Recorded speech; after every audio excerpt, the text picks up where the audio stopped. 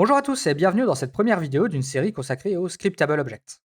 Aujourd'hui, nous allons voir comment créer un Scriptable Object et comment y accéder depuis un autre script. Alors tout d'abord, qu'est-ce qu'un Scriptable Object? Les Scriptable Objects vous permettent de créer des assets qui peuvent contenir des données, des méthodes, des events, etc. Puisque ce sont des assets, ils ne sont pas liés à un GameObject, comme c'est le cas avec les MonoBehavior.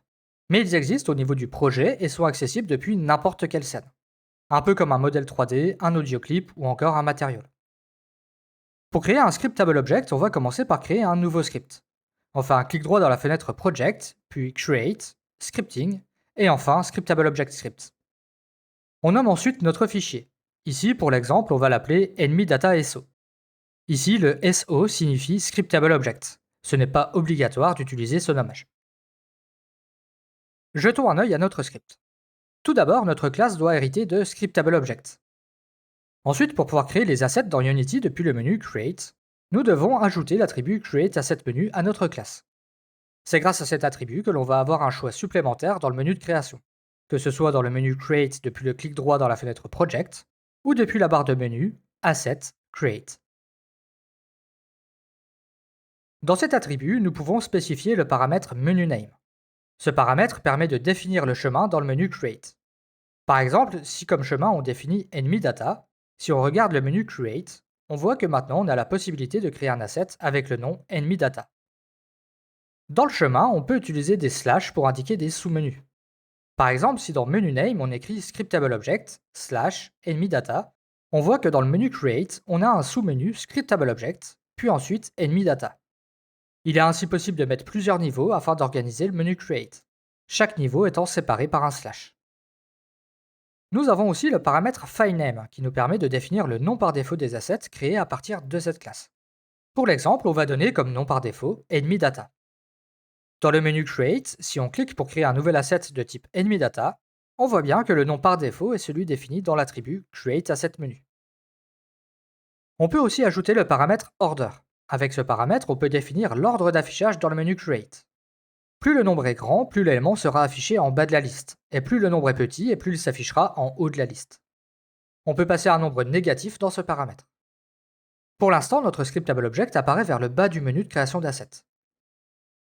Mais si on change le paramètre order, par exemple si on met -250, et qu'on jette un œil au menu create, on voit que maintenant on a placé notre élément tout en haut de la liste.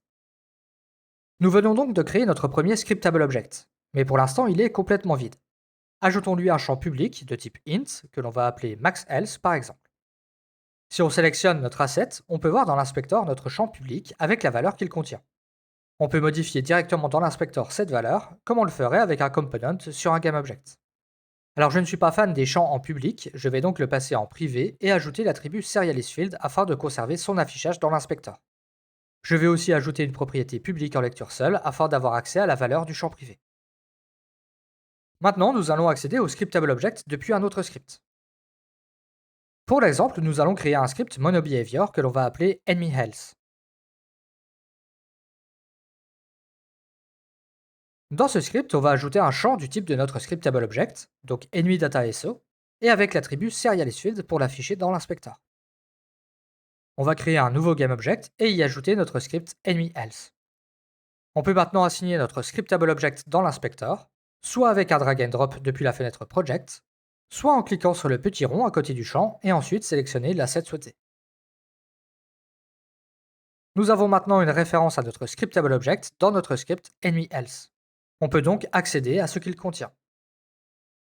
Par exemple, dans le start, on va faire un debug.log de la valeur de maxElse. Si on teste en cliquant sur Play, on voit dans la console que la valeur est bien récupérée. Récapitulons. Pour créer un scriptable object, on commence par créer une classe qui hérite de scriptable object. On ajoute ensuite l'attribut CreateAssetMenu afin d'avoir une nouvelle entrée dans le menu de création d'assets. Dans le corps de la classe, on peut y ajouter tout ce dont on a besoin, comme des champs, des propriétés, des méthodes, des events, etc. On peut ensuite créer des assets depuis le menu Create. On peut créer autant d'assets que l'on souhaite à partir d'un seul script. Pour accéder à un asset, on ajoute un champ du type du scriptable object dans le component où on en a besoin, et on assigne ensuite l'asset souhaité dans l'inspecteur. Une fois cette référence récupérée, on peut accéder au contenu du scriptable object. Vous savez maintenant comment créer un scriptable object dans Unity.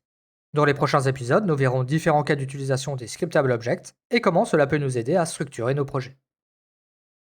Et ce sera tout pour cette vidéo, j'espère que vous avez trouvé ça utile. N'oubliez pas de vous abonner et de liker la vidéo. Si vous avez des questions, n'hésitez pas à les poser dans les commentaires. Merci d'avoir regardé et à la prochaine.